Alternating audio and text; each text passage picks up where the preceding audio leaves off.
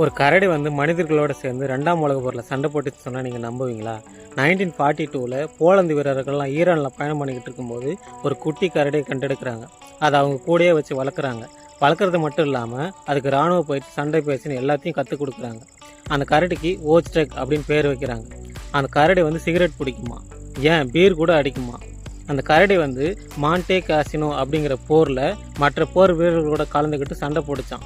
யோசிச்சு பாருங்க, போருக்கு மத்தியில் அவ்வளோ துப்பாக்கி சூடு, பீரங்கிகள், வெடிகுண்டு சத்தத்து நடுவில் கெத்தா கம்பீரமாக நின்று சண்டை போட்டுச்சான். இது வந்து மற்ற இராணுவ வீரர்கள் எல்லாமே ஊக்கமளிக்கும் விதமாக இருந்துச்சான். அதனுடைய இந்த தைரியத்தை பாராட்டி அதுக்கு இராணுவ வீரனா அங்கீகாரம் கொடுத்து அதுக்கு பேட்ச் நம்பரு, ரேங்க்கு, ஏன் சம்பளம் கூட கொடுத்தாங்களாம்.